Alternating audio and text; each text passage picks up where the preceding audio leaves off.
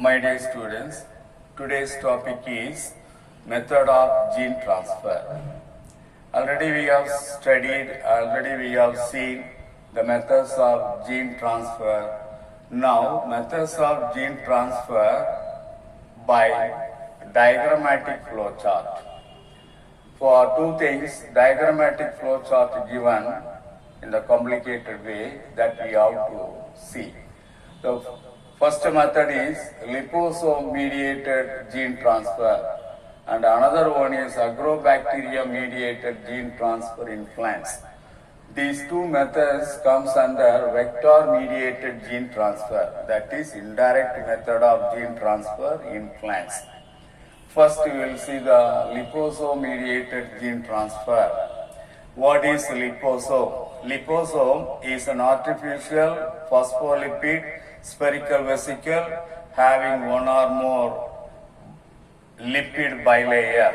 So the liposome is a spherical vesicle that will carry the foreign gene into the plant cell. That is explained in this manner. Liposome, once come in contact with foreign DNA or the foreign DNA is inserted into the liposome, that is converted into lipoflex. The lipoflex will enter into the cell.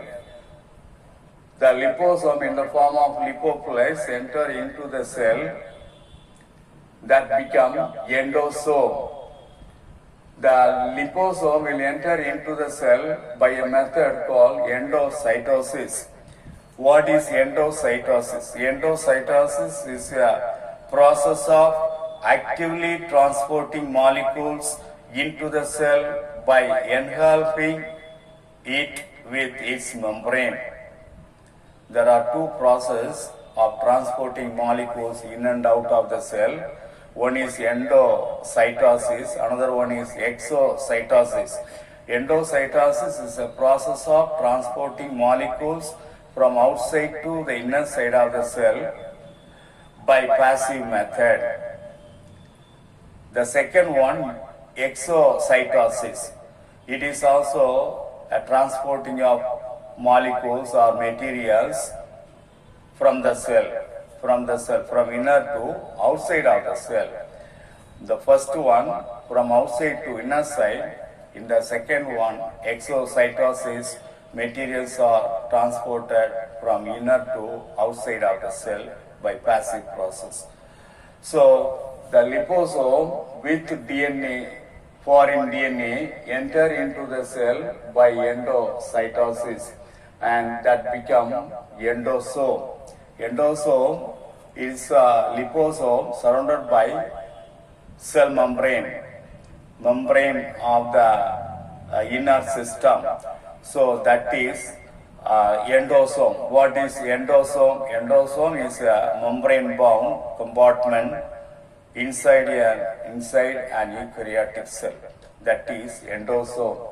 The endosome contains foreign DNA at the center.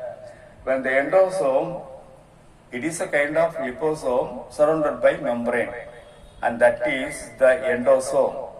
When the liposome or endosome come in contact with the tonoplast of the vacuole in plant cell, the tonoplast is the outer membrane of the vacuole.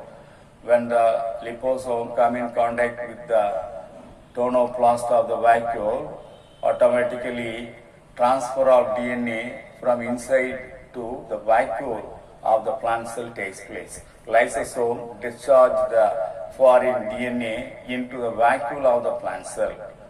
From the vacuole, the foreign DNA will be transported to the nucleus. That is one method. Second method, the endosome will mature. Endosome maturation. After maturation of the endosome, inside the endosome, DNA fragmentation takes place. What is DNA fragmentation? When the long chain of DNA is broken down into a number of pieces, that is called DNA fragmentation.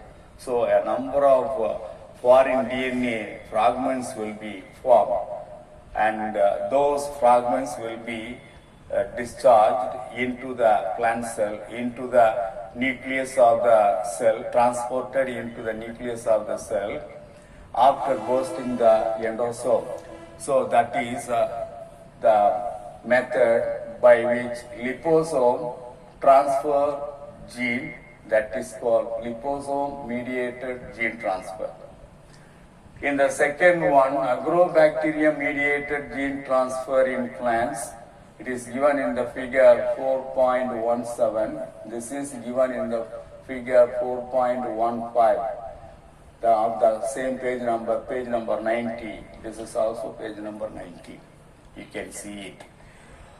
In the agrobacterium mediated gene transfer in plants, agrobacterium will transfer the foreign DNA into the other cell. The agrobacterium tumefacient is a soil bacterium. It contains large sized plasmid that is called T plasmid. The agrobacterium tumefacient will infect some of the dicot plants like cotton, sunflower, brinjal, etc.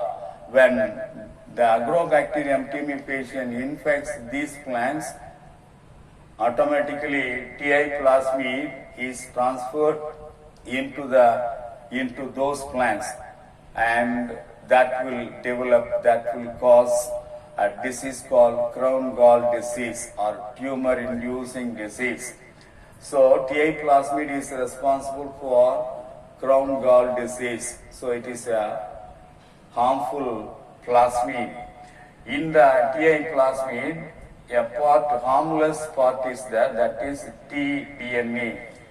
That is mainly responsible in order to transfer foreign DNA into the plant cell of other organism. In the tDNA contain restriction cleavage site, and with this the foreign DNA inserted into the T plasmid. Before that, the foreign DNA as well as T plasmid should be cut into fragments by using restriction enzyme. After that, those pigments will be spliced with that and form recombinant T plasmid by the action of DNA ligase. Once the recombinant Ti plasmid is formed, that is introduced into the plant cell. In the plant cell, tDNA carrying new gene with plant chromosome can be seen. Those cells that contain new DNA, foreign DNA, can be grown in culture. The cell which contain foreign DNA can be cultured in any one of the culture medium, that is taken in the petri dish or test tube. As in the case of plant tissue culture, these cells will be cultured. From that cell, new plants will be regenerated. Those new plants contain new traits. That is the character of the foreign DNA. This is a method of gene transfer that is called agrobacterium mediated gene transfer in plants.